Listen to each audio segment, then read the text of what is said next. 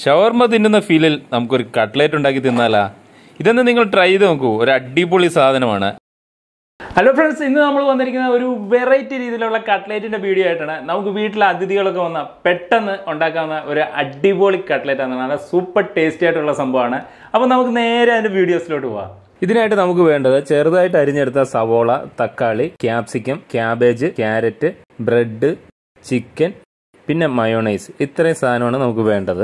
ഇനി ഒരു പാത്രം എടുത്തിട്ട് ഇത് ഓരോന്നായിട്ട് ഇതിലോട്ട് ഇട്ട് കൊടുക്കാം. ആദ്യം ഞാൻ എടുക്കുന്നത് ക്യാബേജ് ആണ്. ഒരു ക്യാബേജിന്റെ പകുതി എടുത്തിട്ട് ഇതുപോലെ ചെറിയ പീസുകളായിട്ട് അരിഞ്ഞാണ് ഇത് ഇതിലോട്ട് ഇട്ട് കൊടുക്കാം. അതിനുശേഷം ചെറുതായിട്ട് അരിഞ്ഞെടുത്ത 2 ക്യാരറ്റ്, ഒരു ക്യാപ്സിക്കം, ഒരു തക്കാളിയുടെ അകത്തെ പോർഷൻ കളഞ്ഞിട്ടേ എടുക്കാവുള്ളൂ. പിന്നെ സവോള ഒരെണ്ണം.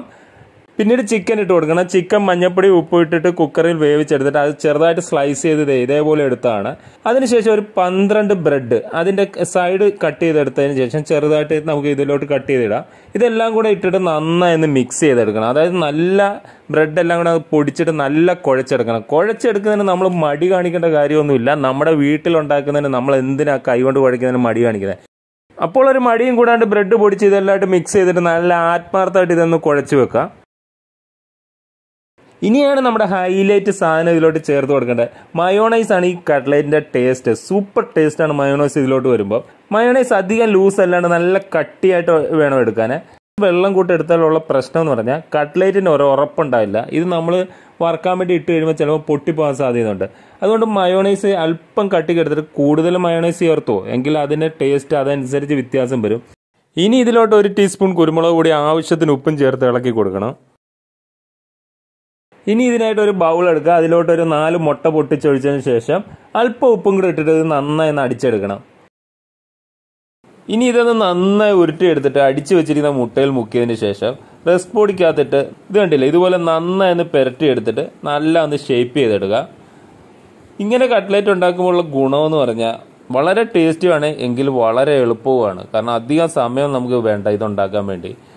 വെജിറ്റബിൾസ് ഒക്കെ നമ്മൾ പച്ചയായിട്ട് തന്നെ ഇടുന്നത്. പക്ഷേ ഇതിൻ്റെ ടേസ്റ്റ് ഒരു അപാര ടേസ്റ്റ് തന്നെയാണ്. നിങ്ങളൊന്ന് ട്രൈ ചെയ്ത് നോക്ക്, അപ്പോൾ അറിയാൻ അതിൻ്റെ വ്യത്യാസമാണ്. അതോടൊപ്പം തന്നെ എൻ്റെ ചാനൽ കൂടി ഒന്ന് സബ്സ്ക്രൈബ് ചെയ്യണേ. ഇനി ഒരു പാൻ വെച്ചിട്ട് ആവശ്യത്തിന് ഓയിൽ ഒഴിച്ചു കൊടുക്കുക. ഓയിൽ നന്നായി ചൂടായ ശേഷം ഇത് ഓരോന്നായിട്ട് നമുക്ക് ഇതിലോട്ട് ഇട്ട് കൊടുക്കുക.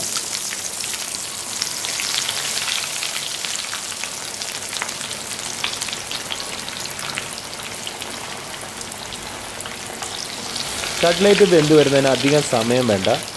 ഇപ്പോൾ ഒരു സൈഡ് വെന്ത് വന്നിട്ടുണ്ട്. നമുക്കിതൊന്ന് തിരിച്ചിട്ട് കൊടുക്കുക.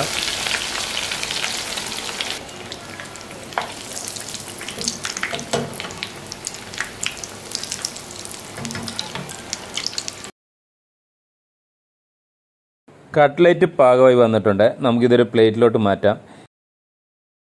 ഈ ഐറ്റം നിങ്ങളൊന്ന് ട്രൈ ചെയ്ത് തീർച്ചയായിട്ടും നോക്കണം. കാരണം ഒരെണ്ണം ഒരാൾക്ക് കൊടുത്തു കഴിഞ്ഞാൽ ആ ടേസ്റ്റ് കാരണം വീണ്ടും വീണ്ടും ആളുകൾ ചോദിക്കും. അമ്മാതി ടേസ്റ്റി ഐറ്റമാണ്. ഈ രീതിയിൽ കട്ട്ലേറ്റ് ഉണ്ടാക്കുമ്പോൾ ഇതൊരു ഷവർമ തിന്നുന്ന അതേ ടേസ്റ്റ് തന്നെയാണ്. മയോണൈസിൻ്റെ ഒക്കെ ഒരു ഫീലുണ്ടല്ലോ, ആ ഒരു ടേസ്റ്റൊക്കെ നമുക്ക് കറക്റ്റായിട്ട് തന്നെ കിട്ടും. അപ്പോൾ ഇന്നത്തെ വീഡിയോ ഞാൻ വൈൻഡപ്പ് ചെയ്യുകയാണ്. നിങ്ങൾക്ക് എൻ്റെ വീഡിയോസ് ഇഷ്ടപ്പെട്ടുവെങ്കിൽ ലൈക്ക് ചെയ്യുക. അതോടൊപ്പം തന്നെ എൻ്റെ ചാനൽ കൂടി ഒന്ന് സബ്സ്ക്രൈബ് ചെയ്ത് സപ്പോർട്ട് ചെയ്യുക. ഇനി നല്ലൊരു വീഡിയോ ആയിട്ട് വരുമ്പോഴേക്കും എല്ലാവർക്കും ബൈ ബൈ.